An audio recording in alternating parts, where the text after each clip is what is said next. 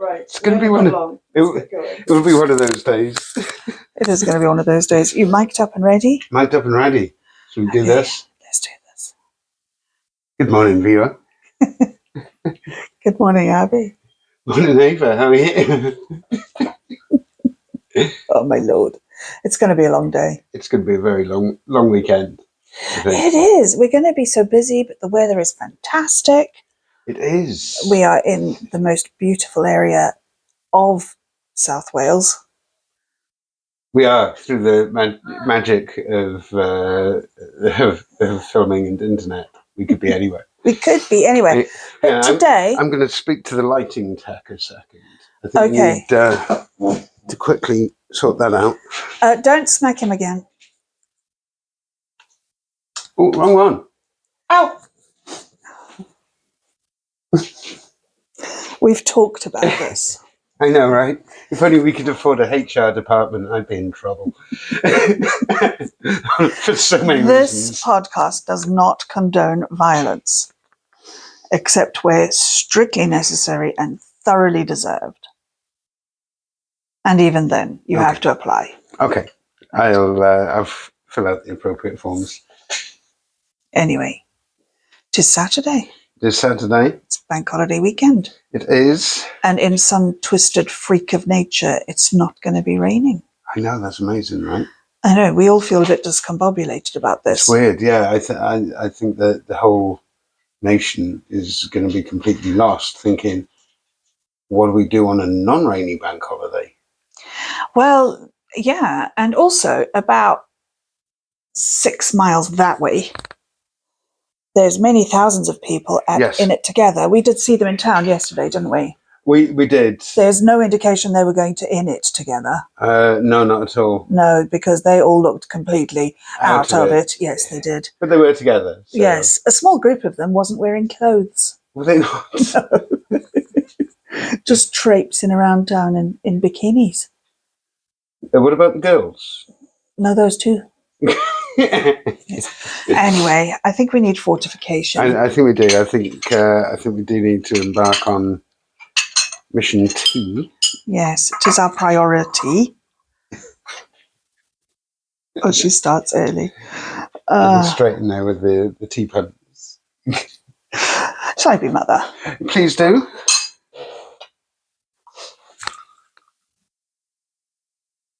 Very proud of myself. Yes. I don't know if you've noticed, but there's no crack in this teapot lid. There is not. Have you found some mystical way to reattach previously glued? It is incredibly mystical. Is it? Yes. Well, it actually is when you think about it, because what I did was I took this tiny little device in my hands and it spoke to somebody on a different part of the planet and said, by the way, that teapot lid that you are selling on its own because you clearly smashed its mother, could you please post it to me for the princely sum of £5? And they said, go on then. Oh my God, that's amazing. I know. Awesome. I know. So we no longer have a cracked teapot lid. Fantastic. Because we are too fine for that sort of thing. Absolutely. We are far too fine and refined. We totally are. Ah, what a week. It's been a bit of a week, isn't it? It has been a bit of a week. More for you than me, I think. You're always busier. But to be fair, obviously a lot of people pass comments about my hectic schedule and things. This is true. You have actually been with me on like 50% of my ridiculous gig schedule this week. Yes, I have. But I've been not so 100% very well. So I did have to withdraw. You haven't been your best. I have not. You did have to withdraw from one on Thursday. I did, and I felt very, very guilty. And it's so kind of people to offer a gig, and then I turned it down at the last minute. But I gave as much notice as I could. Cheers, darling. Cheers. That is just part of being an incredibly old lady at the tender age of whatever it is. I've lost count. Not much older than me. Not much older than you, no. Anyway, cookie? Oh, why not? Let's cookie. Yes, darling. Would you like a biscuit? Okay. Edit. Cookie wasn't the best of terms of endearment there. Usually it's at least sweetie or something like that, something I can work with. Cookie? Would you like a biscuit? I'd love a biscuit. These ones are supposed to be spicy. I've never tried them. Spicy biscuit. These ones are supposed to be chippy. We have tried them. I bet they don't taste of chips, though. Chips of what? Or just chips. Chips. Chips in general. Salt and vinegar. Yeah, salt and vinegar and a bit bland and starchy. Well, I was feeling ever so slightly fragile. Now I feel positively sick. Thank you for that. Take a biscuit. I'll have a biscuit. God's Thank you, sake.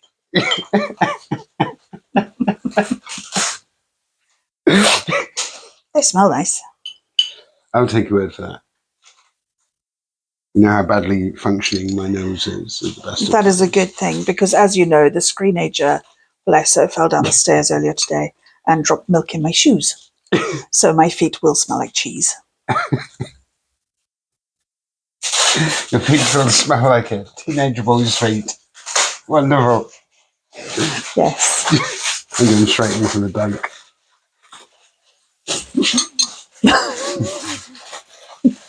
I don't know if you've noticed that there's a protest on.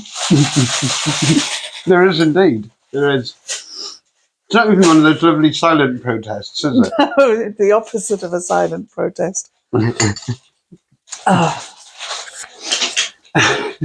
Don't worry, we can edit it out. We can cut down background noise, it's fine. When you say edit it out, what usually works best for editing out unwanted noise is gaffer tape. Gaffer tape is so good at editing out. Yes. Yeah, I once heard a lovely phrase, gaffer tape can't fit stupid, but it can muffle the noise. Yes. I believe this is a technique for the future. Well, also, I was in Hippos in Swansea on Thursday night for a lovely little gig. Yes. Tom Kennedy's Hippos House Party, which is great fun. Fantastic name. Such good fun. But I was chatting to the barman because the barman was playing a lot of music, just a random playlist, and it was almost exactly the same as the random playlists I get in my car. It was all sort of upbeat, pop punky type stuff. And it was quite funny because I was thinking, again, a flashback to the previous night when we were at Caerphilly. And in one of their sets, one of the comedians did a little bit about a study in America about the suicide rates amongst people who listen to country and Western music. Mm-hmm. And I got to thinking that, punk is pretty much the polar opposite of country and Western. Insofar as he was coming out with all these depressing song titles, wasn't he? No wonder people kill themselves listening to songs called this, And I walked out of the back room where the comedy is to go to the loo. And there was one of my favouritely titled punk songs playing in the background, which is called Silence is Golden, but Duct Tape is Silver. I love it. So what you're saying, basically, and what I hear from all of that story is that the barman at Hippos is stalking you. I don't think so. No? I think it just happens to have, or it could be an Alexa thing. We know that Alexa hates me. Yes. We know that Alexa mocks me with her playlists at times. Yes. But maybe she was trying to make it up to me that night by playing things I liked while I was somewhere else. I don't know. Maybe there's some subliminal, huge conspiracy theory that controls the world with music titles. Could be. I'm a firm believer in that anyway. With the amount of times I've messaged you and said, oh my God, we were talking about that and that song came on. Or yeah, weirdly. I mean, I was sitting here with the present incumbent a few nights ago, and he's after buying a suit. And he had looked at a few different sites and he picked out a suit which has an undertone of purple. It's very, very dark. It's got purple undertones. It's not quite black. It's not quite purple. It does look a bit like purple. Batman-esque. It's very cool. And he has purchased the suit. All of my adverts on Facebook now are for men's ties, men's shirts, and men's shoes. Right. Okay. Now look, I like a man's shirt on a man. Yeah. I don't think the tailoring would quite work for you. It just doesn't. Hilariously, when I joined the fire service, so I was 16 when I started working at the fire service, and I was issued with a uniform, which was huge everywhere. Except, yeah. Well, you're saying about the targeted advertising and everything. What happened to us the other night? Was it Monday night when we were driving to Bristol? I don't know. It was a recent gig. Who am I? Yeah. And we were talking, we were on the motorway, you saw something and went, oh, we should so get one of them. Mm. Yeah. So Yeah. it was the horse boxes converted into caravans, wasn't it? I think maybe we'd seen one on the way from Lantra up to... We did. We drove past one. We drove past and you were like, oh, that would be great. And then we spotted a few more. Then you went on Facebook, laughed your ass off, and went, oh my God, look at this. And it was a group to join for horsebox caravans for sale. Mm-hmm. And I did join it, even though I have no money. Yeah. You still haven't sent me an invite for that because I want to covet lots of things I can't afford as well. I will. I'm sorry. You know, when they warn you about menopause and they say you're going to get brain fog. Okay. There's brain fog and there's brain fog. Yeah. You know, sometimes when you're driving on the motorway and there's like a glimmer on the side of the road, and you're thinking, what is that? And you get closer and closer and closer. And as you pass it, you see it's a tiny little sign which says, fog. Yeah. And you go, well, I missed the sign. What I did not miss was the fog. Much like Google Maps when we're driving to gigs and we're on the motorway. Lane closure ahead.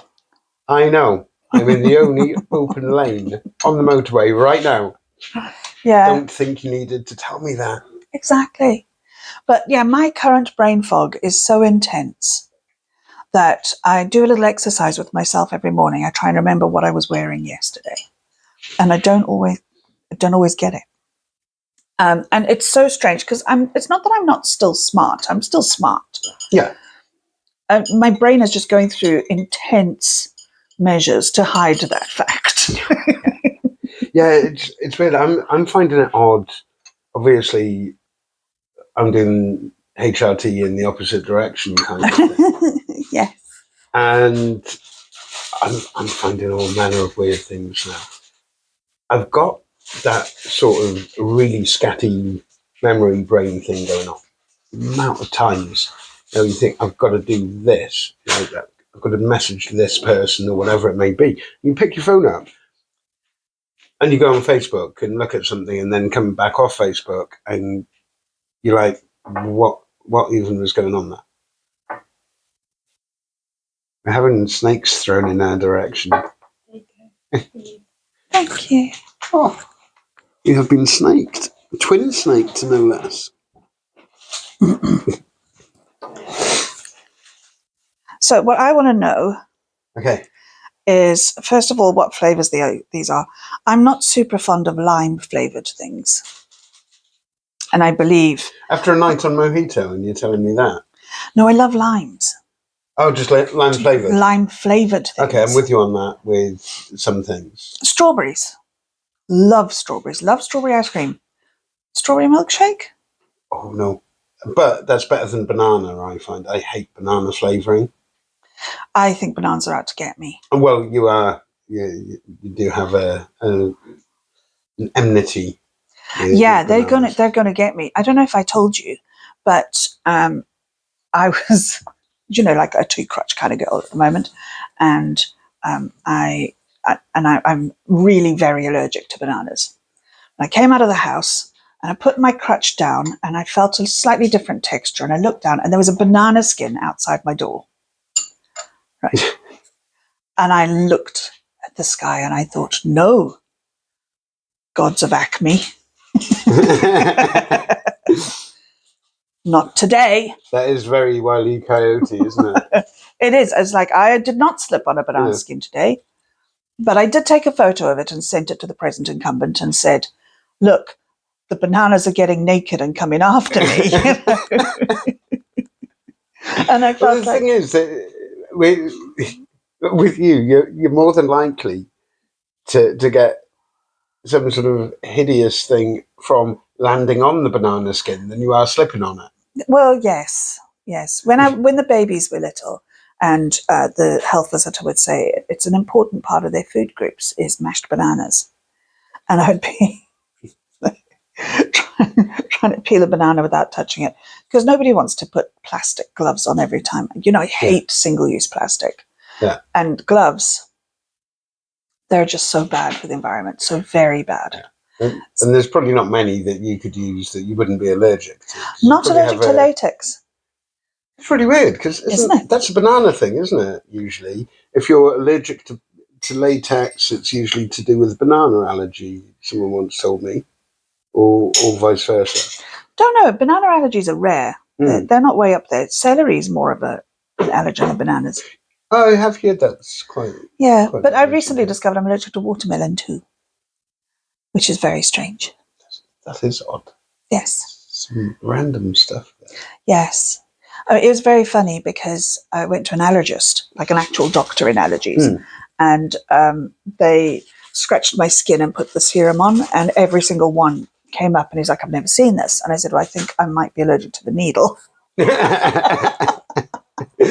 he went, that does make sense, because every time they scratched me, the needle obviously caused an allergy. So he said, well, we're going to draw blood and run it through a test which will tell us how many allergens you've got. And most people have about 45 that they will have an autoimmune reaction. And some of these will be things you never encounter, like Venezuelan tree spiders. Not a lot of them in Swansea. No, you should be all right with that. I should be okay with those ones, I'm probably allergic to sloths. And there are people that look like sloths, but genetically... That's fine, though, because, sloths, by their very nature, probably won't come after you. They're not going to come after me. I would have to go after them, and that would be phenomenally stupid and probably unethical. Yeah, but on the upside, that's probably one of the few things you could outrun. Well, yes, probably. But why would you want to? They're so adorable. They are very cute. Yes. Apart from their big scratchy claws. Well, apparently they're terrible pets because they will tear your house apart.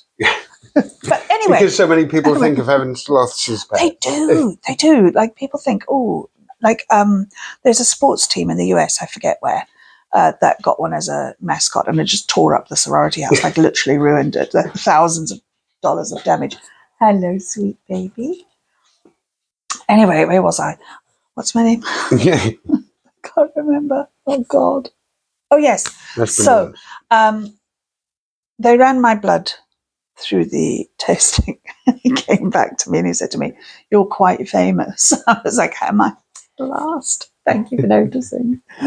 He said, you have got 967 allergen markers. That is so funny.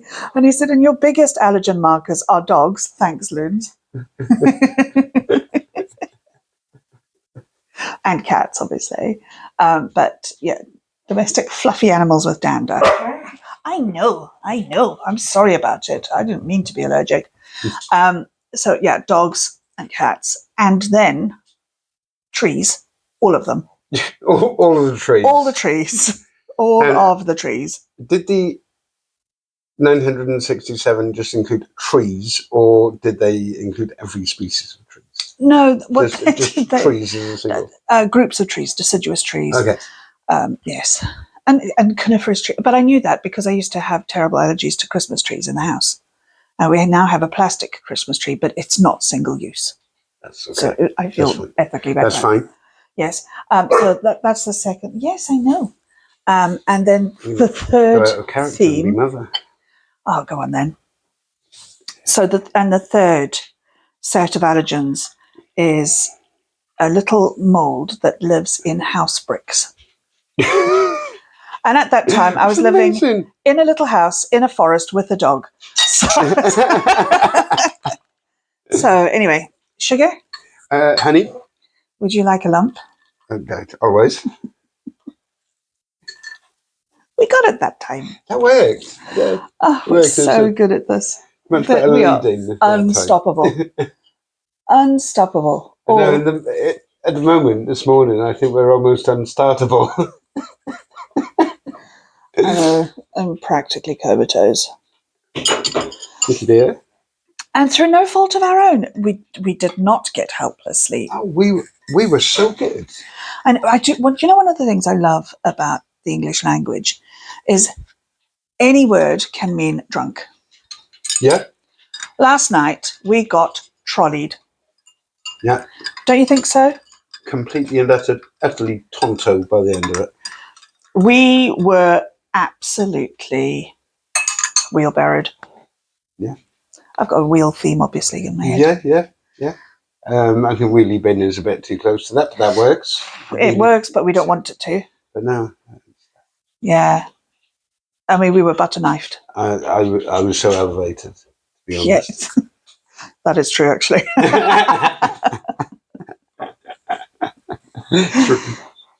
Would you like so many snack? levels. This snack is internet speak for snake, isn't it? I'll try snack. I'll go with one of these green ones. I'll also Green go ones. with a green one. This is an intriguing colour. One is purple, one is orange. That is very cool. Yeah, they're very beautiful. These are Haribo twin snakes. Some sour, some not. So they suit us very well. Absolutely. Because some of us are sour. Cheers. Cheers. Oh, snake kiss. Oh. We can't simulate snake sex on No. film. That's wrong. I feel by the time we put this out, we should have the car episode on. People will know about and they'll know sex about hippos. sex hippos by then. Yes. So snake sex is fun. I feel you should always bite the head. Yeah, it does work quite a lot, doesn't it? It's popular with some people. Advice for life. Take out the head first. Yeah. Unless it's a hydra. Unless you're trying to kill an entire circus in one go. Do you know how to do that? Go for the juggler. Good advice. It's quite nice. Yes, quite pleasant. It tastes quite citrusy. Mm. I feel like we're having one of our 5 a day. Yeah. Hello. No, I'm not sharing And these it's got with enough you. sourness to it to kind of wake your brain up a little bit. I don't think snakes are good for huskies. I'm sorry. Don't give... Look at that face. I know. And tell me that's not a filthy liar. You have seen her have 4 slices of ham in the past 30 minutes. Plus she's had biscuits, plus she's had breakfast. Yep. And look, I know she's very slender, and it's not like she has to watch her figure, but I feel like I'm being exploited. Totally. And you know, she even got the last chicken dipper of She did. late night snackage post gig last night. Mm. That shows how much we love Luna. In fact, she got the last 2. But she still looked deprived. Yeah. She was still looking at the last of the wedges, thinking, oh, is that more chicken? Can I have more chicken? Can I have more chicken? Cheers, my love. Cheers. So I had a job interview this week. Oh, yes, you did. I did. I didn't get the job. I went to someone with local experience, as they often do, which is fine. And I met some candidates there who were just lovely, and I think would do a great job. So I was a bit devastated, obviously. As you know, I really want a day job. And particularly for an organisation that looks after sort of a vulnerable community of people. Yeah.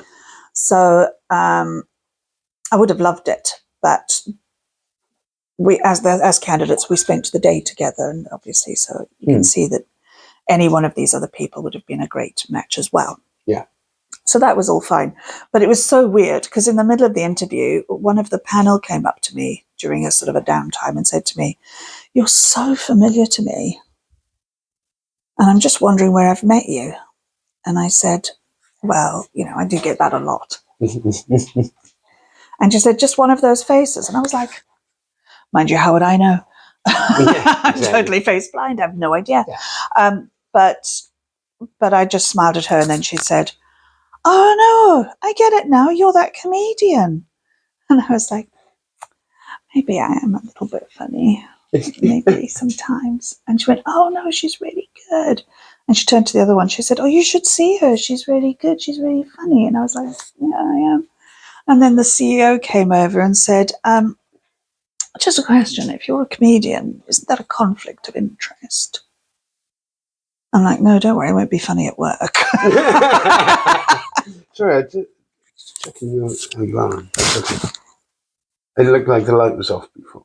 Mm-hmm. That wasn't an excuse. No, honestly, I couldn't see the light on. Okay. And having edited one of the episodes the other day when I had to turn your mic on halfway through. No, it's fine. I was just pretending when I gave you the look. Oh, that's right. Was it good? It was really good. Yeah, Was it? yeah. Oh, that's good. I like to think I'm developing skills. Oh, you got skills. Oh, It's all good. good. Name one. All of them. Nice save. I thought so. These were a pleasant surprise. I picked up on these cookies thinking, oh, this looks like a nice chocolate chip cookie. It's chocolatey chocolate. It's got chocolate butter. It has. It has. Super chocolatey. Loving it. Mm. Fine choice. Foxes. They're always a good choice in cookie, and also they would buy one, get one free. Rude not to. Which makes it an even better choice. Well, I feel like hello. we are very responsible. She heard the word cookie.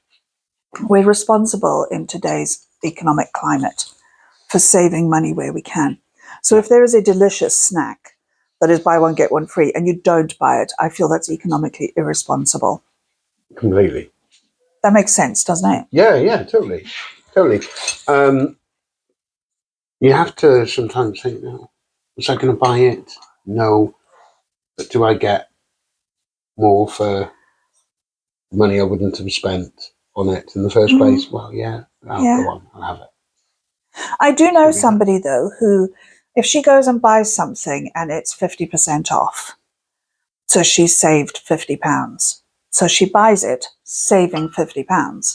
And then she goes, well, I've saved £50 now. I should go and buy something else for £50 because I saved that £50. And she does not see anything wrong with this. She considers this sensible budgeting. And I think I need to take lessons from that person because she always has money. She also always has a rich boyfriend. And that may be where I've gone wrong. That could be the issue. Yeah. I think that's quite often the issue more than anything else, is finding a wealthy incumbent. I quite like the present one, though. I just need to get him a better job, don't I? Yeah. Oh, he's got a lovely job. He does he's lovely. And he's generous as well. Taking nothing away from the present incumbent. But he's not going to buy me a house, is he? Well, that's it. But one day when we've got our hordes of viewers and borderline internet fame, yes, that will buy us. We'll buy him a house. Yeah. 2. Yeah. So he can choose which outfit goes with which house. Yeah, that's his purple suit. That would be the dream, wouldn't it? The ideal. Which of our houses should we go home to today, darling? Well, I quite like that one with the pool, but the other one has random name of butler, Juan. I like the idea of a butler called Juan. Or Hugo, for some reason. It'd be quite nice to have a Hugo the butler. He sounds faintly menacing. Yeah, Hugo sounds like he was possibly in the SAS. Yes, and he will take you down. He could take you down with one eyebrow. A melon baller. A melon ball. Because that's exactly what you furnish every butler with. Hello, here's your corkscrew, your tea towel, or melon baller. Yeah, it's such an important part of the kit. But just know that Hugo can use that in many deadly ways. Yeah, it reminds me of the movie. Is it Enchanted with Rapunzel? What's the Rapunzel movie called? Tangled? Tangled. That's it. I liked Enchanted too. Some great songs. But yeah, Tangled, which has got the best character of any animated movie ever made, which is the horse. Max the horse. It's just, oh my God, everything about how that horse is drawn and its expressions, it's petulant and strong and loyal and funny. Everything that's best about every Disney character is embodied in that horse. I don't know if you've seen it. I haven't, no. You are missing out. Okay. We have to. We're going to need so much popcorn. Oh God, this sort of promised movie night that we've been on about and adding to, without making any moves whatsoever to actually do said movie night. Well, I'm gonna have to do that. I did read somewhere that fantasies are best as fantasies, but I think in some cases you should enact them. Yes. I think what we need to do, right? Okay, did you see the moment of inspiration? Yeah, I just had one as well, and I'm wondering if they're the same one. That would be really spooky weird if they are the same one. But what we should do is we should have some sort of viewer competition. So any viewer that shares us or gets 20 people to join us gets to come to movie night with Ava and Abi. We will supply them with popcorn. We will supply them with a cocktail because responsible drinking. Absolutely. We are the icons of responsible we are iconic drinking. in our drink, responsible drinking. Responsible. Very responsible.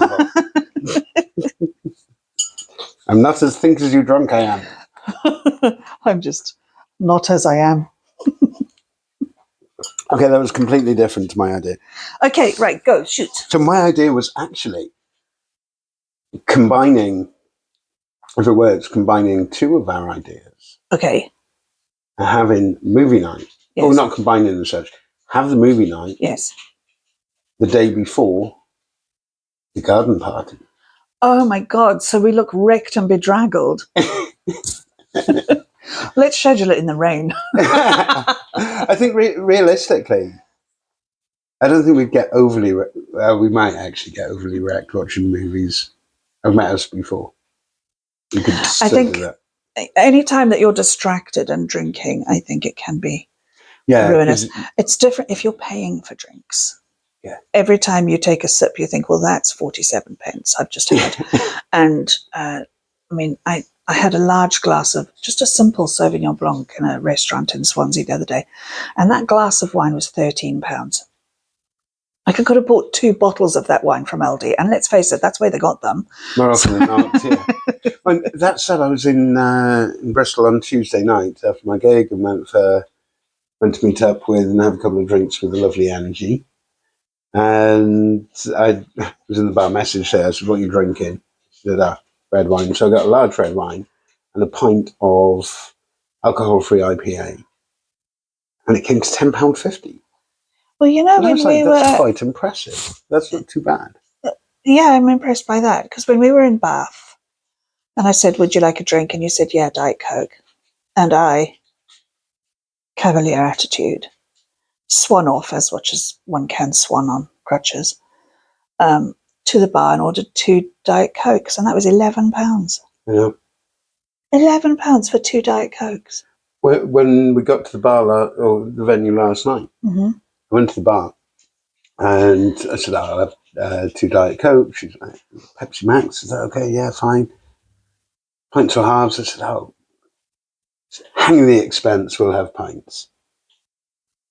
£4.80. What? For 2 pints of Pepsi Max. And I know that in that very pub, £4.80 is the cost, the one in Bath, is the cost of a small Pepsi. Yes. Or Coke. Yes. £4.80. Yes. Insane. Absolutely mad. But you know, I buy my Diet Coke. I do have an out-of-control Diet Coke habit. It is You do. It is the worst kind of Coke habit to have. Yes. It's not. I've seen all the lines in the fridge. But I do love a can of, and I don't like to buy the plastic bottles because single-use plastic. Yeah. Bless you. And I feel like I feel like we should avoid it at all costs. So I do buy a tray of Diet Cokes as a big treat on payday. Yeah.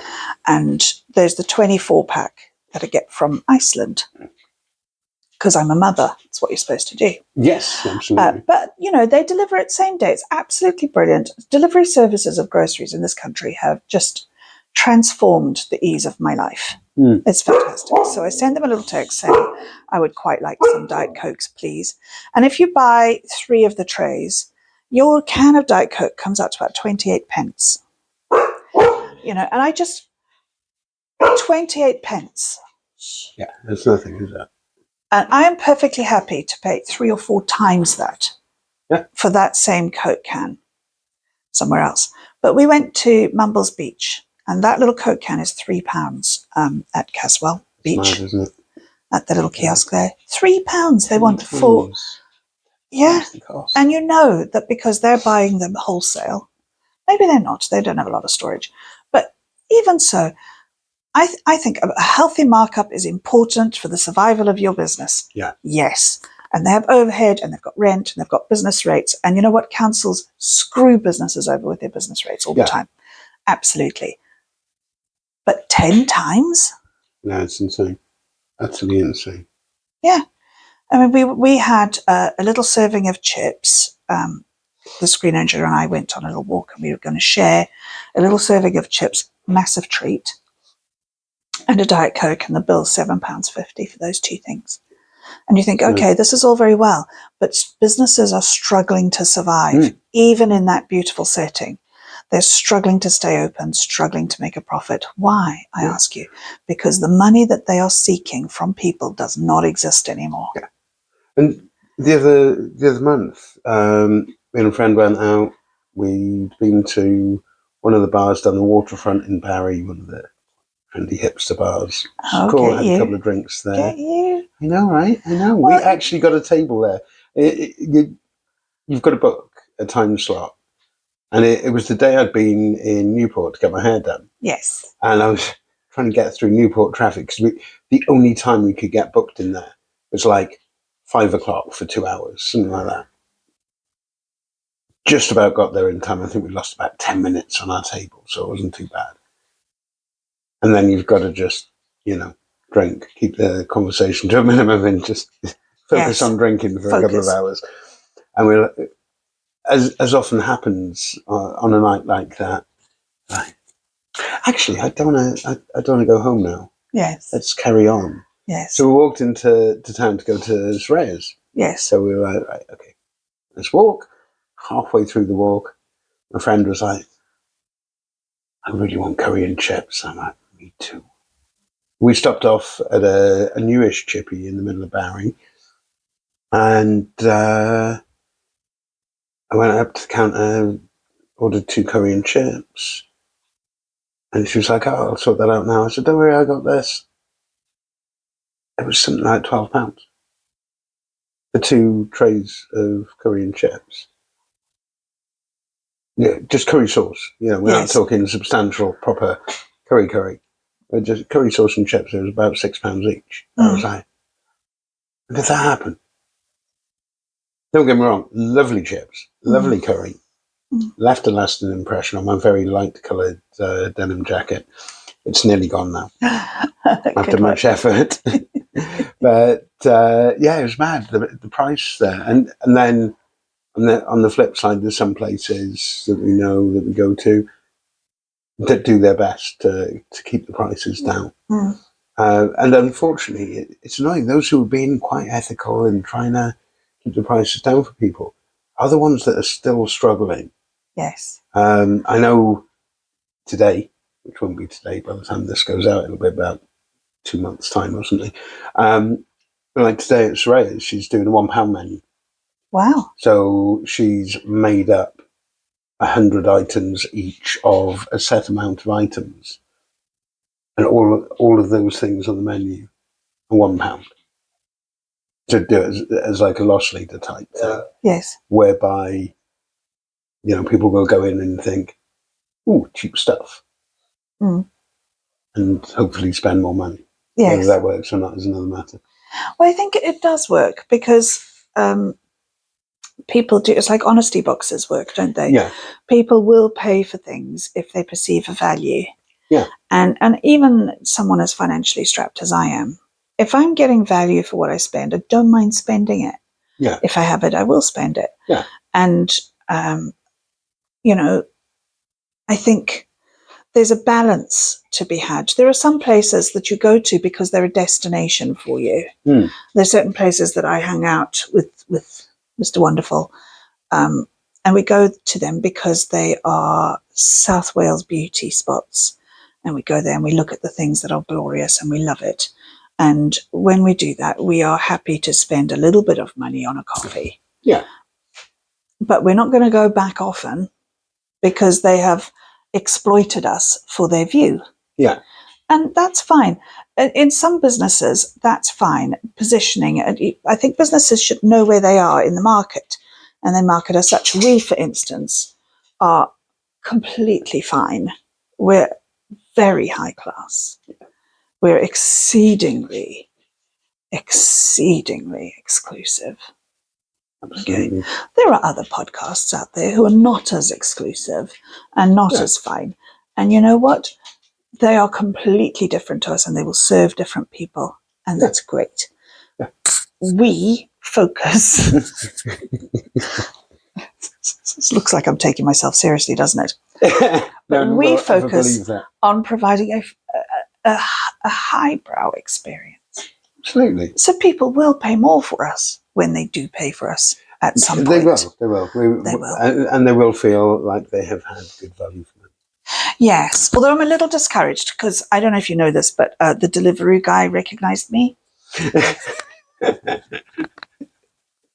It was very early in the morning, about 7 in the morning. I did not look like this. Okay. I mean, I didn't look far from this, but I did not look like this. How do you know you didn't look like that? You're face blind.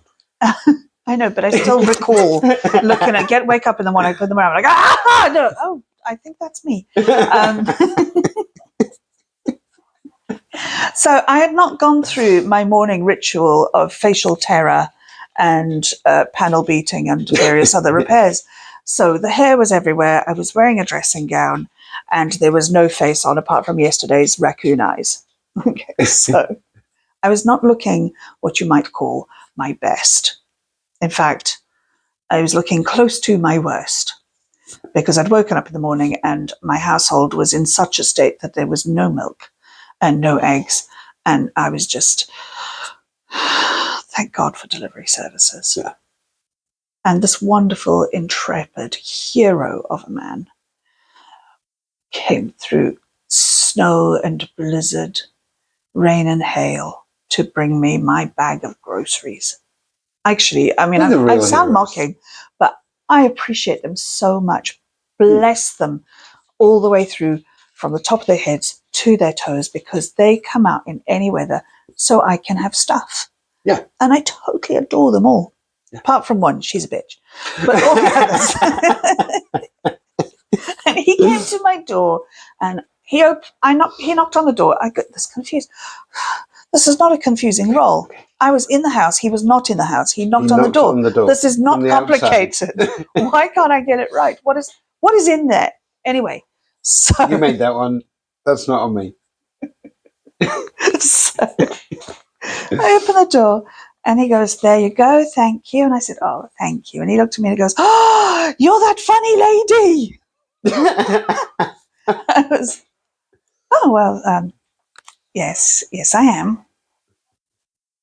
And he goes, "Oh, you're very funny. I really like you." And I was like, "Thank you very much. I'm just going to take these now. Thank you." And he goes, "Thank you. Have a lovely day." I'm like, "You too. Bye." Close the door, prance through as much as one can. Yes. Dropped the things off in the kitchen, went into the bathroom, and I was like, "Oh, no, it is me. Oh, no." Do you know what this has informed me? Do you know what I've realized? The effort, time, and money that I spend looking like this is completely wasted. Because they still recognize you without. Because whilst it's very nice to be recognised, and we all do love it because we're attention-seeking people. Yes, Obviously, yeah. comedians, we're like, yeah, it's all about me. But also that I don't look as good as I think I look. It would be remiss of me not to say I beg to differ at this point. Nice job. Stepping in there with the positive comments. That's who we are as a comedy duo. I love that whole being spotted thing. Yes. I find it weird still. Hello, baby. I find it totally weird. I'll never forget the first time I was spotted was hilarious.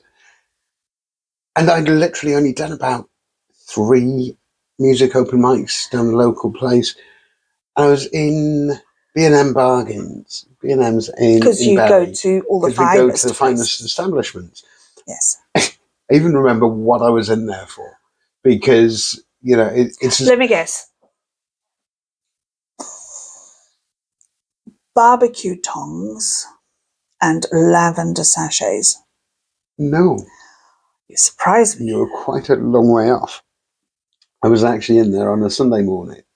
I was having one of those low mental health days that lead to chocolate. Then no chocolate. No, it was quite the opposite. It was very much must clean. So I went. I know, right? This is me we're talking about. That's how bad it was. Oh, that's how bad it. But you didn't have me then. No, I didn't have an Ava. No, I am an excellent remedy for other people's poor mental health. Yes, because you can look at me and laugh. I go, what? No matter how bad my life is, at least it doesn't look like that. I don't think I've yet done that, other than if it's been intentional, or you saying something because you want people to laugh at it. I always have disasters. Yes, you do. But so I was in B&M to buy a mop and bucket so I could have a damn good clean of the kitchen. And I was on the one aisle, and there was off a pallet in the middle of the aisle. And this lady kind of came round the corner with a small child, careening around, nearly colliding with said pallet and me. And the lady was like, "Oh, slow down, be careful." Looked at me and said, "Oh, sorry." Started walking past, looked up again. Went, "Oh, you do comedy, don't you?" I'd literally done 3 or 4 open mics. She was there as a singer and guitarist, I think. Okay. Because I met her a few months later at one, and she came over for a chat, and I was like, "It is bad to see you, right?" I was like, I know you." And she's like, "I bumped into you in B&M. Oh, that one." So I was buzzing there. I was having such a low day that I was resorting to cleaning. That is a bad day. And then someone came up to me in the middle of the shop while buying a mop and bucket and recognised me and said, "You're really good." Yeah. And then it's the glamour, isn't it? It is. It is the glamour. I was out walking a couple of months later with said friend who dared me to do all this nonsense in the first place. She has a lot to answer for. She does indeed. She does. She's possibly the South Wales comedy circuit's most hated person. I don't know. I mean, I hate a few. But we were out walking in a country park place by us. Beautiful place. And there was one of the worst things in the world happening at that point as well, parkrun. Yes, I just jumped on the parkrun bandwagon of low-hanging fruit for comedians. There. Mind you, I can't believe they went there. Well, I can. It's beautiful. But running? No. But these people went past, and a lady came out from one of the little clearings, because there's lots of lakes and seats and stuff and little sort of slightly secluded areas. And she came out of this sort of gap in the hedges, looked at me, I looked at her, she looked at me, I looked at her, and suddenly she went, "You're a comedian, aren't you?" They do always say it like it's an accusation. Yeah.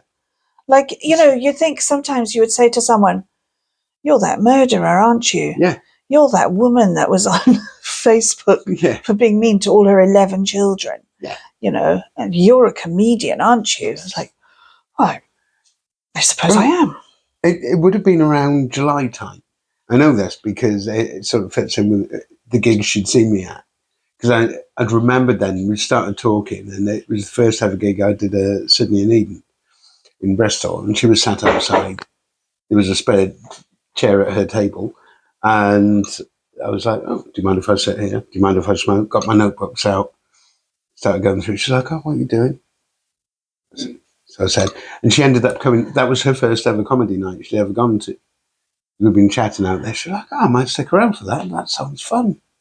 And then, I don't know, a few weeks later, she spots me, and she lives in Bristol, but she was near Penarth for the day with her sister or something.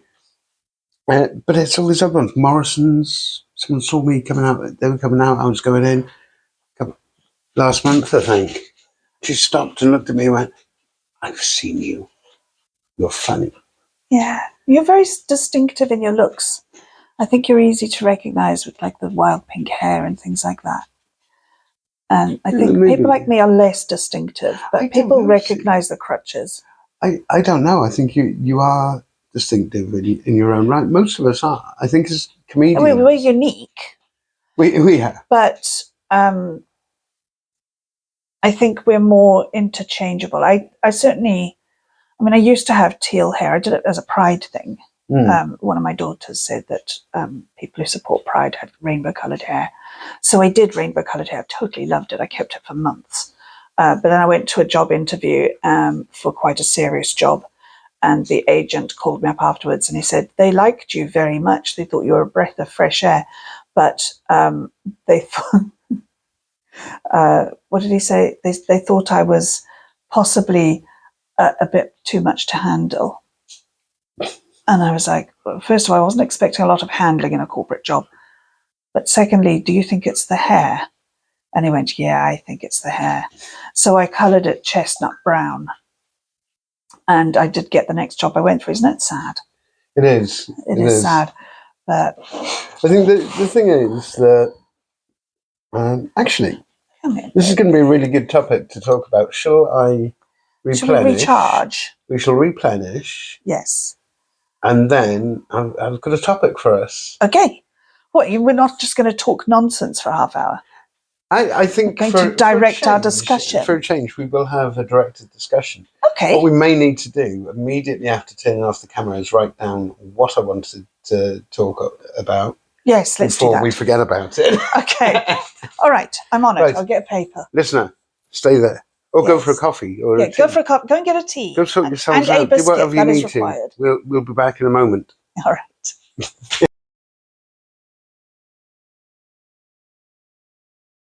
Are we both in shot, darling? We are. We are. Oh, good. Okay. You got a little something. A little. Keep going. No. There. No, it's just a little mark. It's fine. Okay. Better. Cool. I'm going to double check now. I'm sure I've pressed the record button. See, I can't even do that. Did you press it? Yes. Did you press? You see? Yes, I did. This is why we need staff. We do. We need a crew, don't we? We need a crew of people that go, right, Possibly. you two, behave yourselves, settle down, do what you're supposed to do. Which snack? Oh, I will go with this one. Okay. I have this one. But he speak with forked tongue. Isn't that a proverb or something? Mine speaks with spoon tongue. I need to lie down. I need therapy. Yes, you do. Well, we had fun at Pint of Science, didn't we, pretending to do therapy? Oh, God, that was amazing. That was so much fun. It was. I've spoken to a few people since who are like, oh, you did that science gig in Bristol. How did that go? Yes. What was it like? And I was saying about some of the other acts, specifically Alistair Wallace. Oh, my God, it was so good. Wonderful presentation on birdwatching.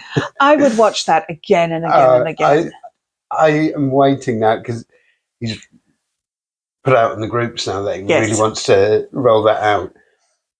And I can't wait to see it in a full 15, 20-minute form. I think that would be amazing. So good. I would travel for that. That was superb. I would be well up for watching that. And Ollie. Oh, Ollie. Ollie was so educational, I found.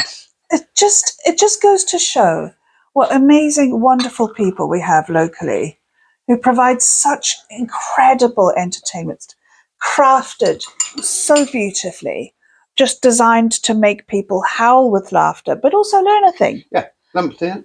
Go on then. Thank you. I learned about the vagus nerve, and I thought I knew everything there was to know about that nerve. Yeah. But I did not. I learned new things. It was properly science. Yeah, it was fantastic. It was And a picture of Ollie with a dog face filter on. Yes. What else could you ask for? Wondrous, wasn't it? And as for Alex Farrow, oh God, Alex Farrow was just out of this world. I felt like I was being formally educated about the world whilst weak with laughter. Well, I actually went up to him afterwards and said, I have worked in a financial institution for over 20 years. Our company, not the side I work, but our company deals with some of the biggest group pensions in the UK. Yet, Yes. I almost felt like we should have made like a kissy noise then. Mwah. Yeah, you can. I'll do that. You do the cheers. There we go. Weird. Okay, so yes, you work for a corporate thing. Yeah, and I know, not cool, working for the man and all that. But I don't know. I how went you up face to yourself. Alex afterwards, and I said, I've worked for this company. We deal with pensions. I've been there 20 odd years. I genuinely think I learned more about pensions during his comedy set than I have learned in 20 odd years of working for a financial institution. Yeah, he was just amazing. Superb. He was. I think people should be booking him for like motivational speaking and things like that. Oh, he was great. So passionate in what he was saying, as well as hilariously funny. But yeah, that was such a good night. And people were asking what we did, and I explained to them, and they went, "Oh, that's cool." It was a bit brave, actually. It was very brave. Because we took a bit of a pot shot at conversion therapy, which is really sensitive. Yeah, very sensitive, and we don't think it's funny subject that, it's close to my heart in the sense of I hate it, and fully disagree with it. It's just such an outdated, ridiculous idea that you can tell someone not to be a thing. It's just beggars belief. So I'm quite interested in the way we differ in eating our snakes. Yeah, because you went like one side. Rip it apart. Well, you went one side, then the other. Yes. I went both heads, both middles, and then with the last little bit, tore them in half. Yeah, I didn't fancy both heads. You only so much head the person can handle, I suppose.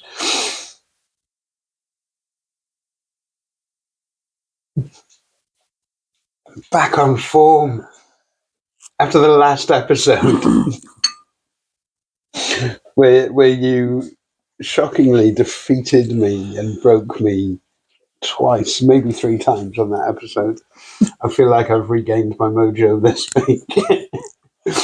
Anyway, so yeah, that was just so fantastic, and it's great to see people pushing themselves. We talked about this quite a lot.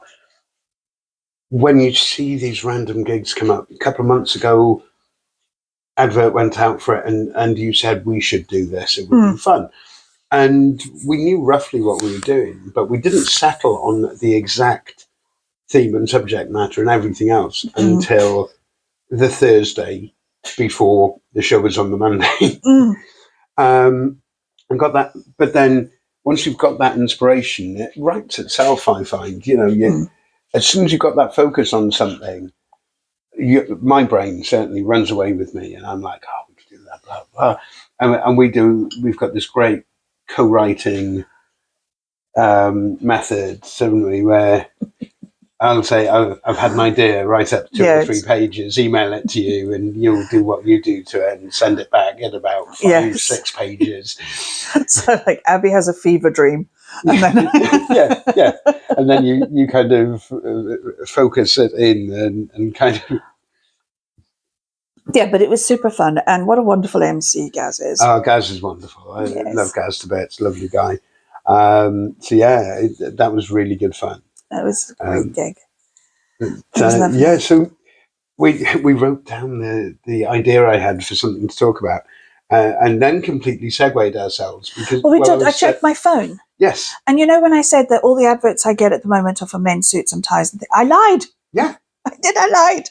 Well, either that or Facebook is like, oh, we better stop this nonsense and give her something she actually cares about. Yes.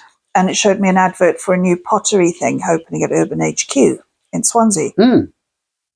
And I totally adore pottery. I have zero skills, but I don't care because the whole process of creating something, I went on a course and it was just a beginner's course of 6 weeks. And I created something like 8 different pots. And just everything about it, I absolutely loved. Throwing it, molding it into something, when it came back dry and turning it. I love that, where you trim it with a little tool and make it smooth and turn it to the shape that you want. Obviously, I messed up a few. In fact, anybody with any good at pottery would tell me I messed up all of them. But I do have a little dish that is good for nothing except olives, because it's the only thing that would fit in it. And another dish of a similar size with a hole in the bottom. So that's got to have some sort of plant in it, right? Yeah, definitely. Totally meant to do it that way. Yes, of course. Yeah, so it's absolutely intentional. And a mug, which when I made it was this big, and when it came out the kiln was this big. So it just looks like a tiny mug, and that's fine. But the process of putting my hands in the clay, because I usually hate being dirty, I couldn't wait every week. And it's mad as well, because I know we've discussed this before. You are not a touching slime person. Anything God, no. like that. Sorry, I said that mid-thing, and I saw the ick while you were drinking then. I thought, please don't drown the girls with your teeth. Don't drown the girls. But you couldn't drown these girls, if we're honest. No. Seriously, Welsh Jesus would not be able to walk to Bristol the way I could walk to Bristol. I float.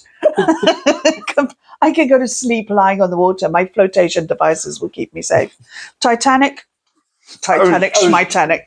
I was just going to say, you would have been the one person to survive Titanic. I would have laid under the door and saved 8 people. Yeah.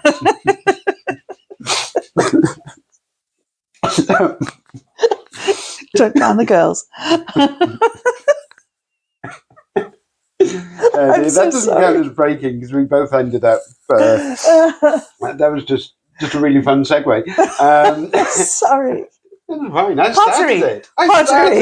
I know. That's my own fault. You can't apologise for that. So, anyway, never apologise. Sensible. Come on, focus. Anyway, focus. I get you on that completely, because I started saying this while I was setting up the camera to start recording again, and then said, I'll start the camera, we'll just talk about it. Yes. And this is how the podcast happens, people. We don't script it. We don't. If we do write things down, we ignore them. We wouldn't write this. We would not. But yeah, I had a weird experience. It was my 40th birthday. Okay. My partner at the time had 3 kids. Very focused on anything we did for anyone had to involve everybody. And there was up the road. There was this little kind of petting farm type place that had loads of different stuff going on. Is this part of your swinger thing? No, not in the slightest. 2 different entities. Totally different entities. Okay. Good. So they had a little pottery shed, and the lady would do pottery classes or pottery experiences kind of thing. So my partner at the time booked us in to go and do pottery for a couple of hours with the kids as part of my 40th birthday present. The other part of it involved tickets for ice hockey. We all know how that turned out. But I'm still not doing pottery, but I love the hockey. Okay. I thought you told her to back off.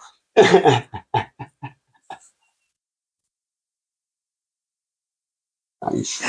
Hockey puns for the win.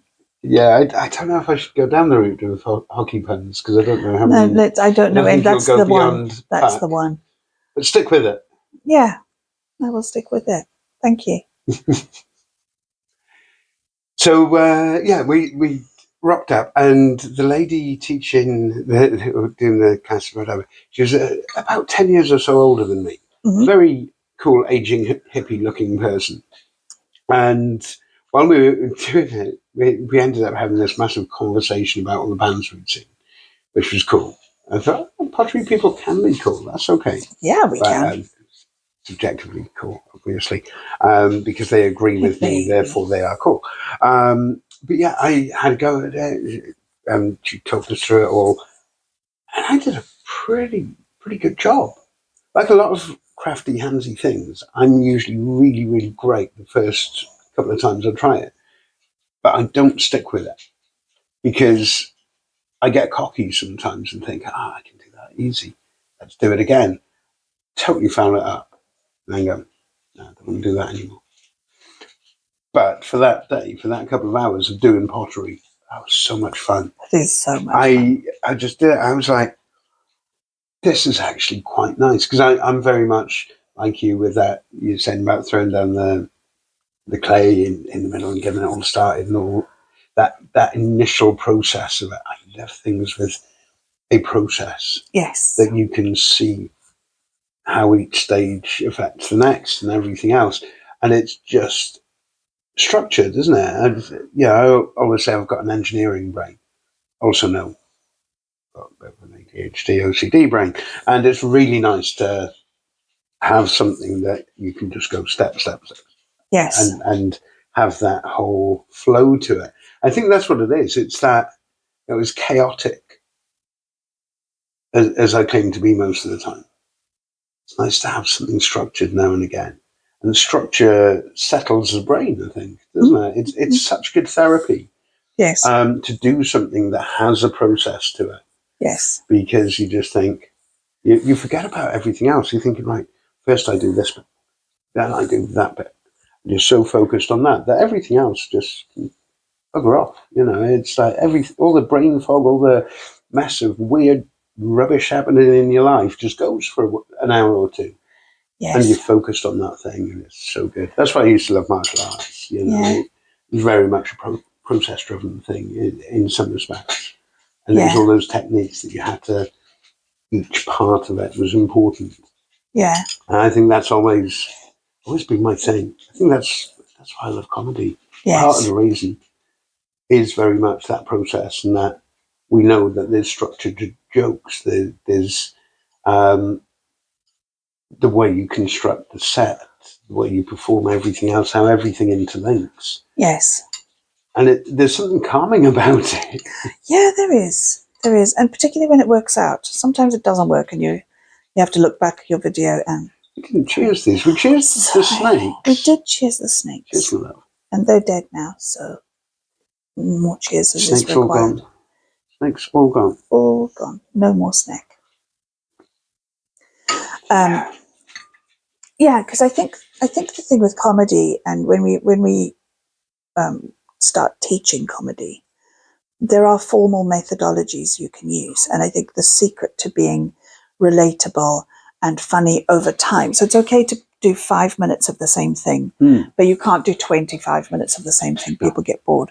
No one likes that. It feels like you're in school and told to shut up while somebody at the front did quadratic equations that mean nothing to you, Yeah. And we don't want to give that experience to people. No. You have to be able to mix it up. Now, sometimes when I'm in a room that's quite studious or calm, or hello, what's going on? How you doing? It's good to see you. I don't know if you'd like a spiced cookie, and I don't think it'd be good for you. We'll get you a cookie in a minute.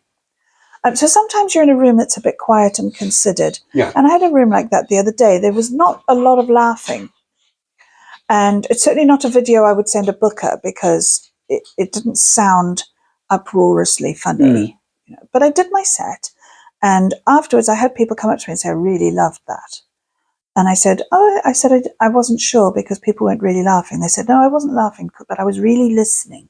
And I was very entertained. I didn't laugh. And it's funny how if you get one really big laugher in an audience, you nearly always get a huge laugh with everything, because they laugh because that person gives them permission. Yes. And that's very human. We like to be in a group and identify. Yeah. And it takes one person dancing to make a whole room dance. Yes.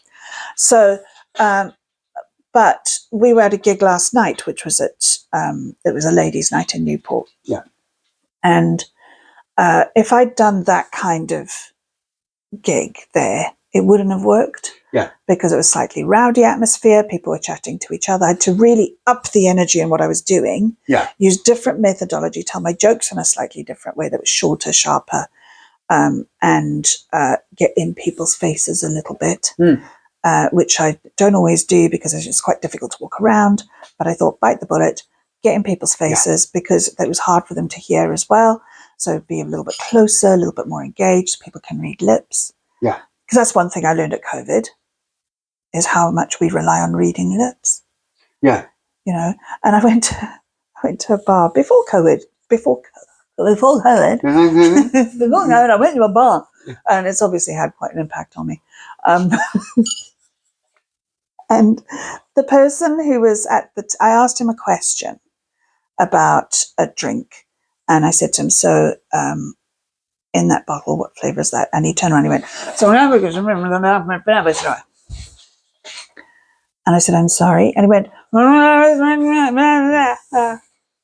felt like I was listening to, is that the teacher in Charlie Brown? Yeah, all the adults in Peanuts. Yes, Peanuts. Yeah, all of them. Yeah. And I said to him, I'm really sorry. I'm quite deaf. And I need you to look at me when you talk. Now, I'm the 50% deaf in one ear, but that's not a lot. But it does mean I rely quite a lot on people looking at me when they speak. And the rest of the time we were there, I felt like I needed to start using sign language, because he paid me such attention. Every time he talked, he put his face towards me and made really exaggerated facial movements. And I thought, sounded like you were auditioning for Wallace and Gromit then. That's how he looked. Oh, with the mouth. I was weak. I was on a date as well. And he said, what did you say to him? I said, I told him I'm a little bit deaf. But I'd said, I'm really quite deaf. I said to him, I was struggling to hear him and I was a little bit deaf, and he's treating me as if I can't hear at all. And I'm obviously... I was like, that would have made it. If I was actually reading lips completely, there'd be no way I'd be able to work out what he was saying, because it was all theatrical.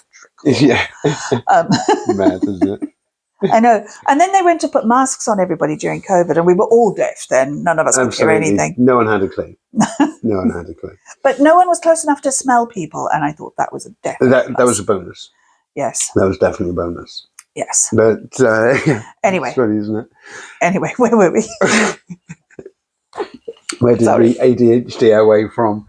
Something about style, how we present ourselves. This is something we're going to start talking about this, won't we? I don't know. This is what we scribbled down before the break. We did scribble it down, but I have no idea where we're going with it.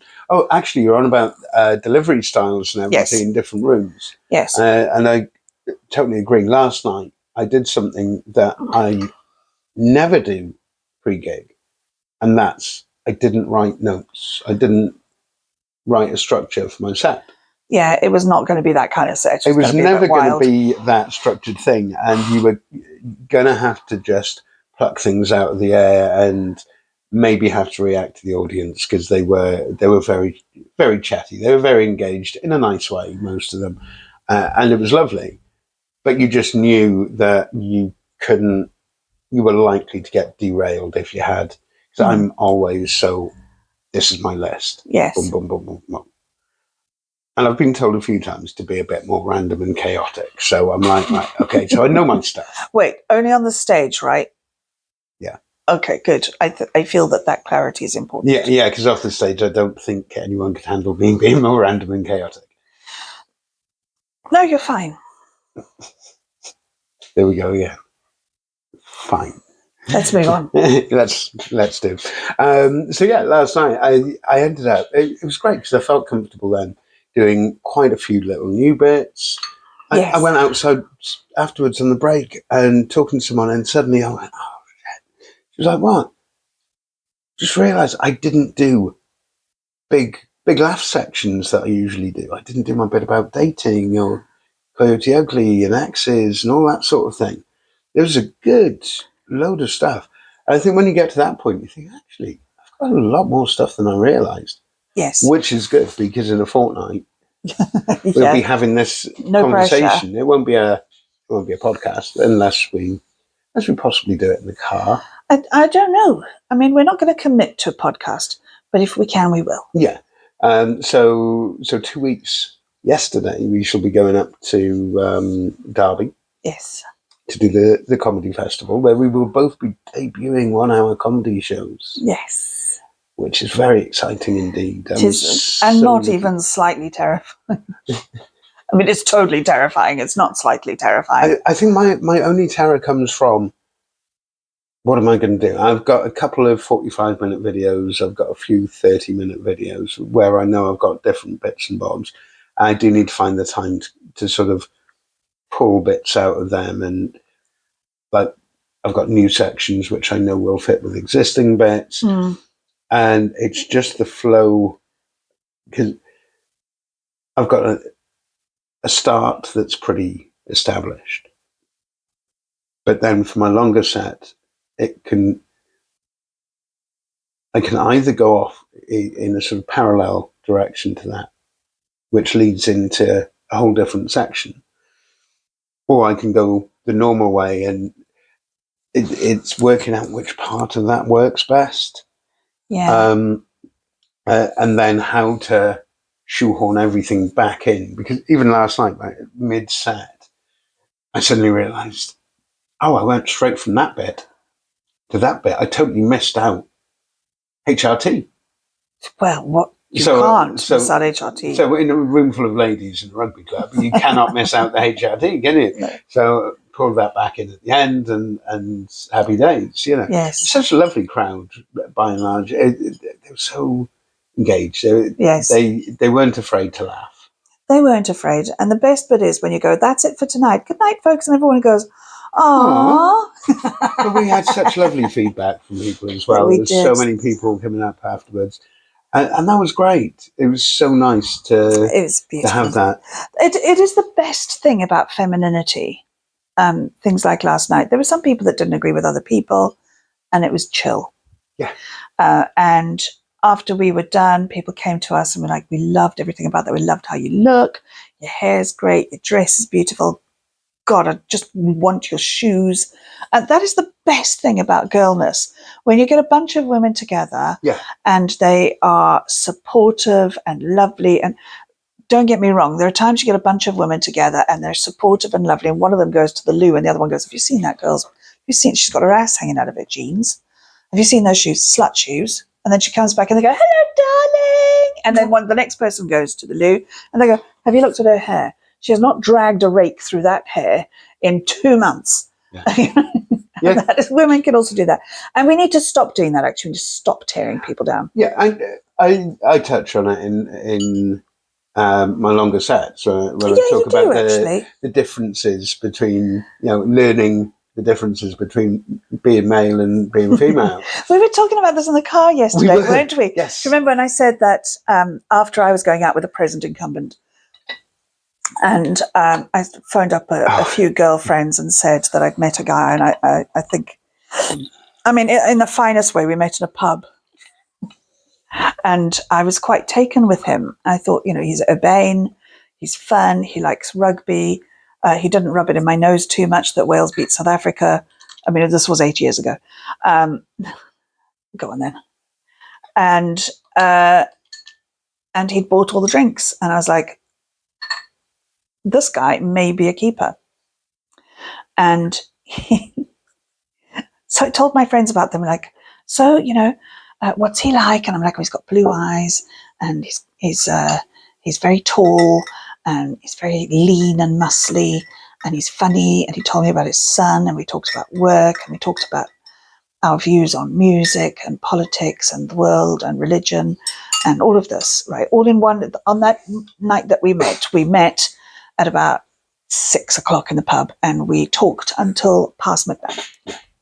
Progressively more silly, obviously. Of course. But I loved everything about meeting him. He was just wonderful. And I thought, I think I really like this guy, you know. And I was on the phone the next day to several girlfriends, telling them all about him. And they were like, oh, it's exciting. Keep us posted, whatever. Anyway, a few years later, Mr. Wonderful told me that he'd told his friend the next day that he'd met a girl. And I was like, oh, what'd you say? And he said to his friends, oh, yeah, I met a new girl. And the guy went, any good? And he went, great norks. And that was their entire conversation. Yeah, that's it, isn't it? It's mad. I was having a conversation with a friend yesterday, and she pointed out this sort of flaw in things I say. Oh, not flaw. This kind of nuance I have where I'll be saying about something, and I'll be talking about someone. I'll be like, oh yeah, doing such and such with this person, or doing this gig with this person, and I'll always do it quick with this person. Oh, they're lovely, or they're utterly gorgeous, wonderful person, sort of thing, and then carry on. And she's like, you do that all the time. I said, like, yeah, I do a bit, don't I? This So is now always it's about me, right? Of course. Would it be anyone else? Is there That's anyone the right else I would ever answer. say such things about? Nice work, Abby. Cheers, darling.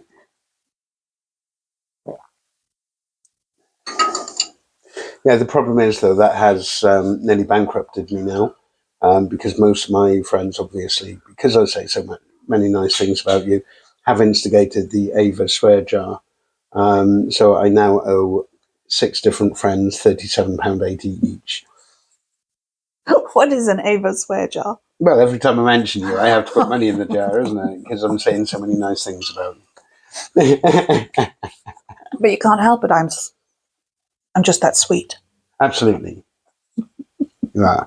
You are. You said that. I don't have to put money in the swear jar. Thank you. Well, here's my open apology to all of Abby's friends for hogging her time and whatever that brainwave is that she has. I don't really know how to label it. But I'm very sorry that I am indirectly incredibly annoying. Although they're probably thankful that it takes the pressure off them a bit, and they don't have to tolerate me so much. So, I mean, I could also implement. You are so saintly. It's true, but I could implement swear jars for each of your friends. Actually, there are some of your friends that you talk about incessantly, and they are truly wonderful and inspiring women. There are so many. Sometimes, inspiring women. The truly inspiring woman that I look up to. Sometimes people like Malala, and how the grace and the dignity that she faced her life after she was shot for wanting an education, and how she's worked tirelessly to make that available to other girls. I mean, even some actresses like Emma, who played Hermione Granger. Emma Watson. Yes, yeah. Emma Watson. How she's gone on to be this wonderful, dignified, rounded, strong woman who advocates for people who can't advocate for themselves. Wonderful human being. These are people who have been thrust into the limelight, and they've fought battles, and they've won, and they've done it beautifully. It's exactly what a woman should be. Yeah. Right. But actually, there are so many women in our lives that no one notices, and they are fighting these battles every day. It is hard. I've done motherhood on hard mode, let's face it. I left my husband for very good reasons in January 2016. We finally broke up, and I had loved him for a quarter of a century, but I walked away from that marriage for very good reasons, and I had stayed in that marriage for very good reasons, and that life was impossible for a period of time.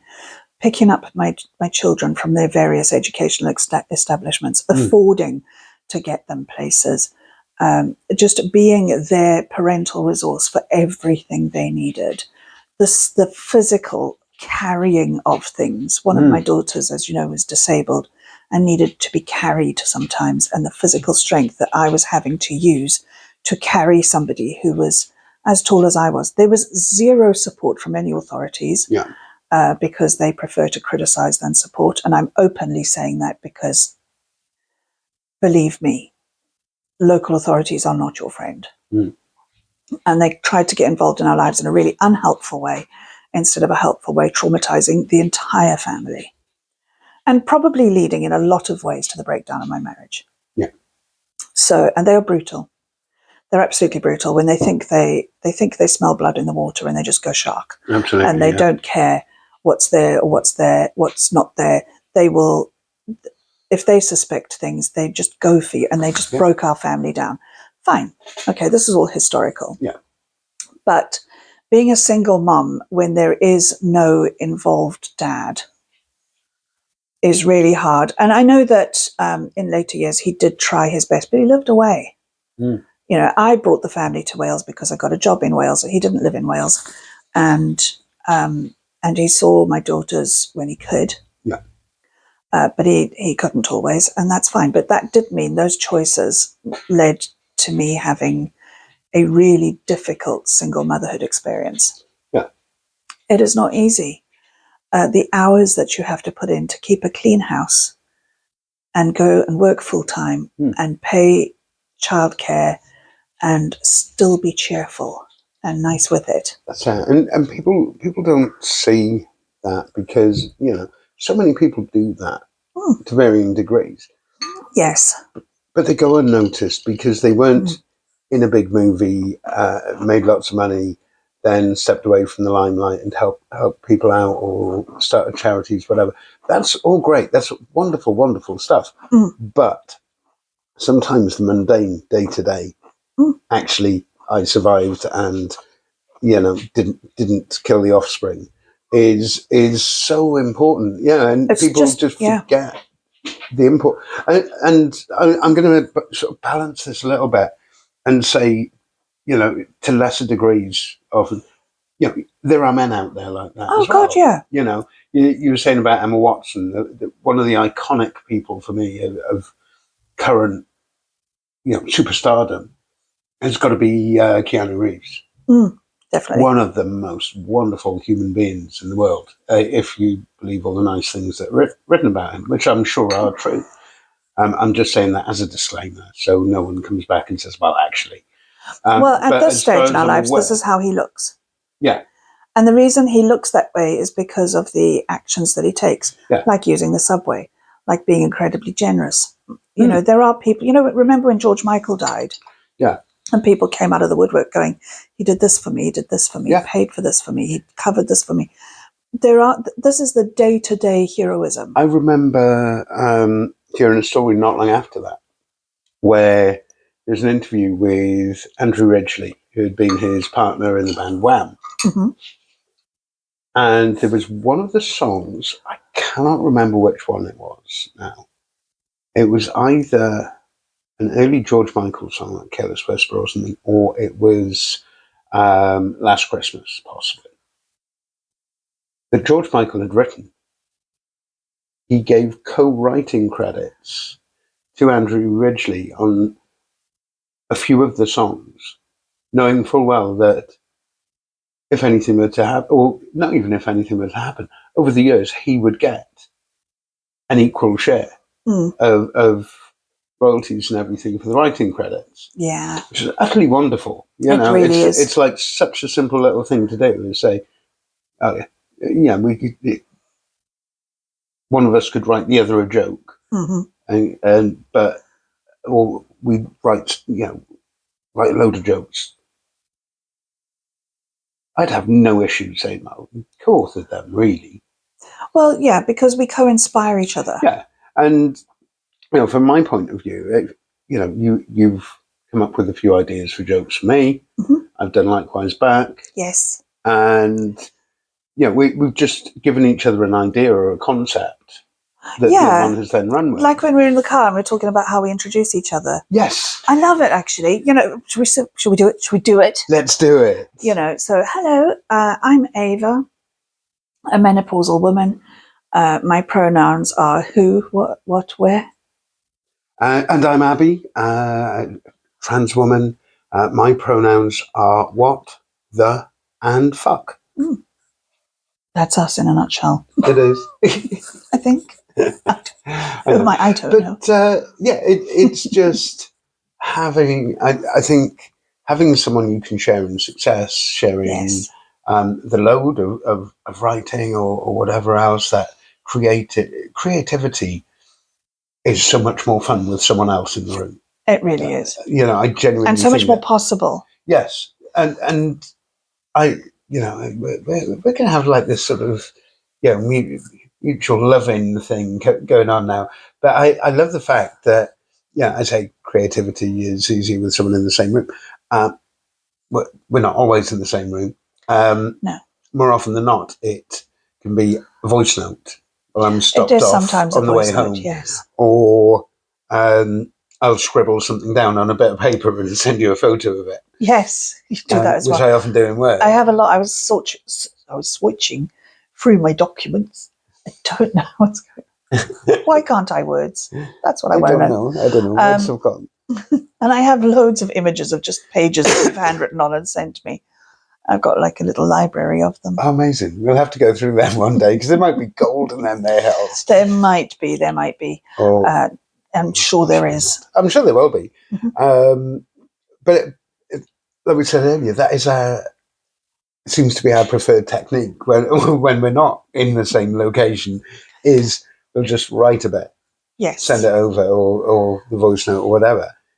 What do you think of this? It needs something. I did it on Monday, didn't I? Where I sent you a voice note because I'd written up a bit for the following night when I was doing that techie corporate thing in Bristol. Yes. And the whole bit about drugs and breakfast cereal. Yes, and I told you to insult the audience. And you just had that little, it was literally a short sentence. Yes. That just made that joke work. Yes. There was funnies leading up to it, to nowhere at that point, because it was like, funny. What do I do next? Yes. And you just went, boom. That's what I need. And I think it's great where we've got those perspectives that come together, the different styles that we've got, but I'm sure we've talked about this. I know we've talked about it together before. I don't know if we've done it on the podcast, but where we know each other so well comedically at this point, it's not like approaching someone after their set and saying, oh, that was good, but I think that joke should actually end like this or whatever. Yes. Because we're reading it. And so many comedians, audience as well, they'll listen to it and they will end it as they think is funniest. Yes. Without thinking, what would really suit that person is to finish it in that way. Yeah. We forget sometimes that we're putting our identity on someone else's ending. Yes. For and recommended it to them. Yes. With you and I, it's very different because we know each other so well. We know each other's material so well that we can suggest things to each other which would fit. Yes, with you our sort of imagine style it in your voice. Yeah. Yeah. We do get a lot of audience members come to us, don't we, and say, oh, got one for you. Got one for you. Waiter, there's a fly in my soup. What's he doing? It's not a fly, sir, it's a vitamin B. Somebody came and said that to me. Amazing. My favourite fly joke is probably, what's he doing? Backstroke. What's this fly doing in my soup? Backstroke. Yeah. I like it. Yeah. It's and then there was the off the wall version where someone spilt their starter on their lap and said, waiter, there's soup in my fly. That is off the wall. That is off the yeah.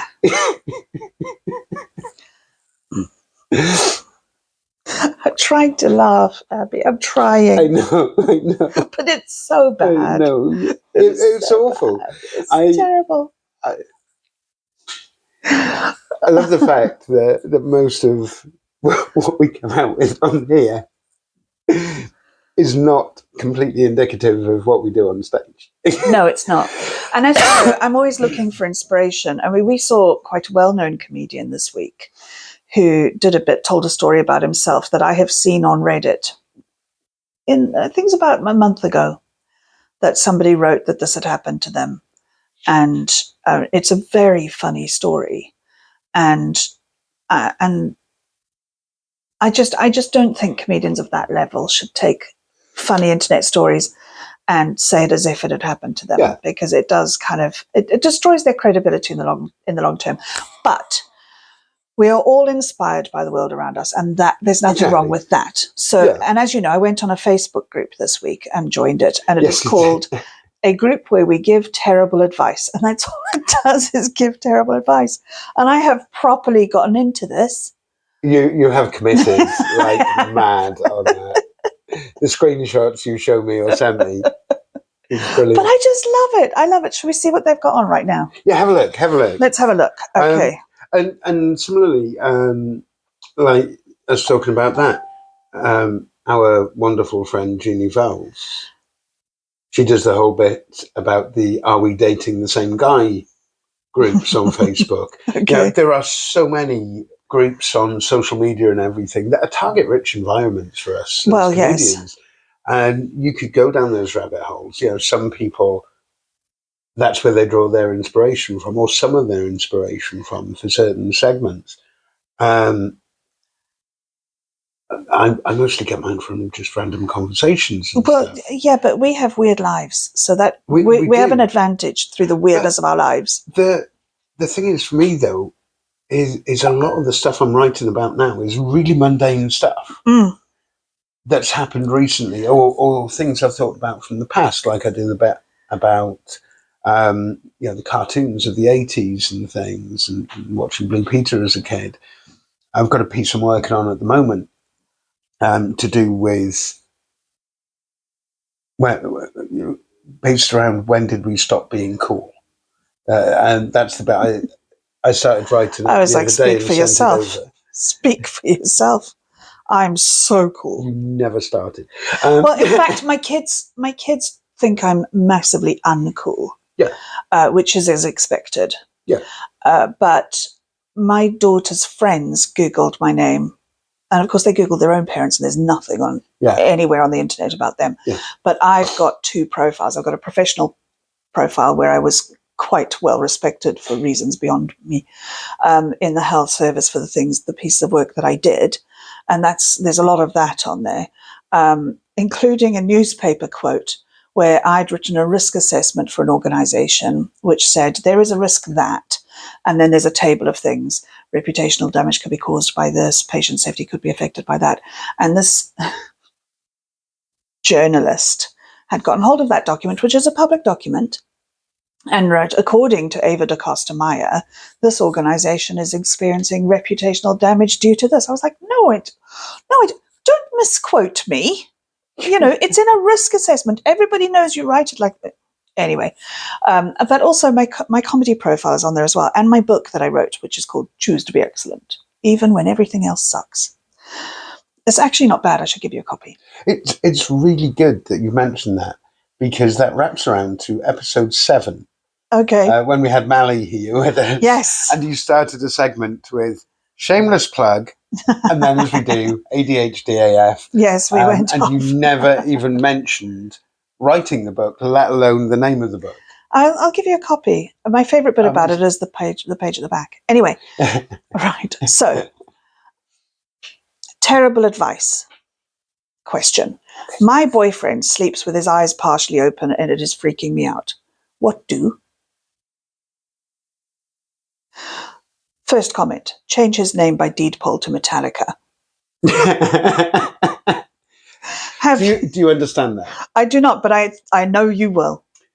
I will explain. Okay. So there's one of their songs called Enter Sandman. Okay. And the lyrics are, sleep with one eye open, gripping your pillow tight. I knew you'd know. Then this guy says, have you by any chance read The Telltale Heart? This one says finger blast. Don't know what that is. This one says massage his eyeball with your tongue. My personal favourite, glue googly eyes to his eyelids. This one says fart directly into his eyes. He'll get pink eye, it'll force his eyes to close. Place a mirror in front of him when he sleeps, let him see how he looks. Spit on him, leave him, he's probably a mouth breather. Flick his eyes very hard, tell him to breathe through his ears, sorted. Industrial strength glue. If that doesn't work, stapler. Peppermint oil. Get a chubby boy to wear a dress. Have him lie beside your boyfriend. Take a Polaroid picture.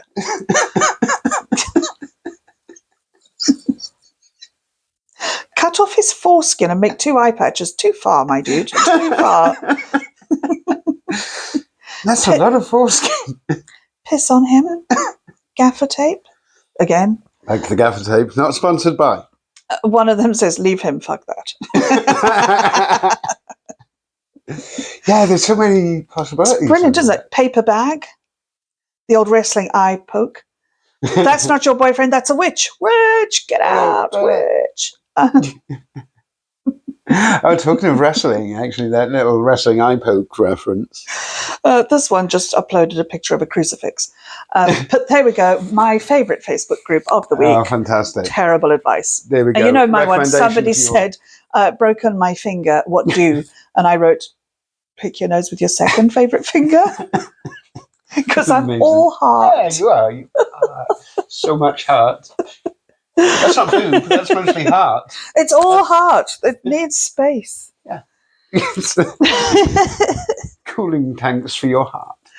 Cooling tanks for... I don't know. I don't know what to say to that. I don't know where that came from. I just to be clear, biologically, that's not a thing. I know. Cooling. But I love the mechanical mindset that came into that.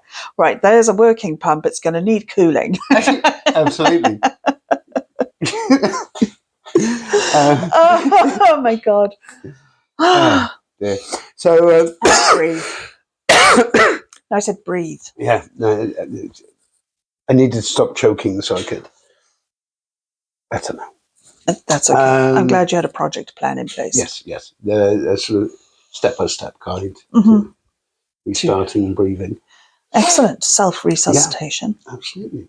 Yeah. Wouldn't want to inconvenience anyone else by making them do it. You know. No, that's true. I'm not good at kneeling. No. Not anymore. No. Out of practice. I feel there's a slight in there somewhere and I can't quite get it. It's pretty more innuendo than anything. Okay, I'll look at the tape. Let's see if I can spot it. Yes. Anyway. Yes. Anyway, shall we move on? I think we could move on a bit, or we can just wrap it up a little bit. I think we do need to wrap it up. We have both got obligations right now. I've got quite an exciting job to do next. Yes. Because the screenager has got prom soon, and we're going to go and get a colour test at the hair salon to see if she's like her mother. Oh, she's getting a patch test. and has a horrible allergic reaction to at least 75% of available dyes. Right. Yes. So but I think she's fine. There are some very good ones available. Yes. Yeah, so we're going to go and get a patch test done and a quick consult on how she should do her hair for her prom. I obviously am not. I think she's going, it's either teal or cerise pink. I'm hoping for teal. I think it'll work. However, having said all of that, I am opposed to this idea. No one asked me if she was allowed to grow up like this. I know. It's so unfair, isn't it? I mean, she was so tiny for such a long time. She's always been little. And there's something really delightful about a little baby. And she's stayed little for ever so long. And then, of course, she had teenage sisters. So she wanted to look like her teenage sisters. Her favorite look when she was a year and a half old, because I really believe in autonomy. So even at that age, I would say to them, do you want to wear this or this? Yeah. And they will say which. And her favorite look was always oversized sweater, skinny jeans, tiny, tiny trainers. And she was 10 months old when she was walking. It's very young. And it looked so wrong because she was only a tiny little bit of a girl. And then she was in her little trainers walking very seriously and taking life very seriously and like tackling things. And I loved everything about all of my children's childhoods.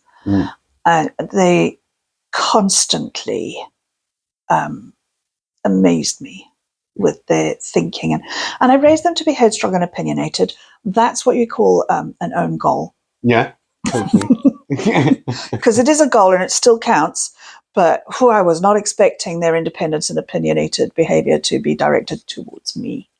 I thought it would be us against the world. I didn't realize I was part of the world that us was against. Anyway, proud of them all. Yeah, absolutely.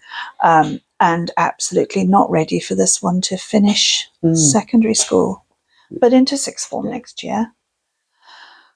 My little tiny baby.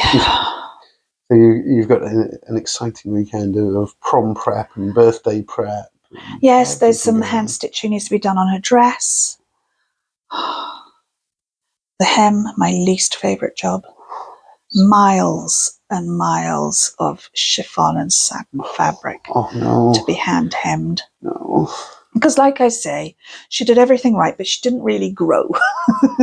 So that needs hemming. But it's very exciting, and she's I'm so incredibly proud of how lovely she is and how lovely she's going to look. And she's decided to go dateless because no one has met her standards. Good. So she's going on her own in a group of friends. That's so good. And it is so different to how when we were growing up, you were expected to take someone to prom. We didn't have proms. You didn't? No. Oh my gosh. So when I was in school, by the time I left, I could not wait to get out of there for starters. You surprised me. Proms and things were not a thing. On the day of my final GCSE, me and about 3-4 of my friends were so happy. We just went to every teacher we needed to get signed off by, dropped the note in at the office. The ladies behind the counter inevitably said, "Oh, so you're leaving completely. What are you going to do?" No idea, but it's not going to be here. I went home. Absolutely true, obviously. Went home, sat with my parents at tea time. How was your day? Blah, blah, blah. Like, I did my last exam today, and I have officially left school. Got signed off. I've left school, and my dad looked at me and went, what are you going to do next? I don't know. I thought that far ahead. Genuinely directionless. Didn't have a clue. And he said, "Well, you've got to think. You've got to do something." I said, "Well, my plan's been scuppered." I found out when I was 11 or 12 that I was red-green colourblind. And with that comes the door prize. A double-sided A4 sheet of paper pretty much telling you everything you can never do in your life because they won't accept you because you're colourblind. And my thing had always been, I always had it in my head, I wanted to join the army, do something like that. My dad was Air Force, grew up around Air Force and military people and everything.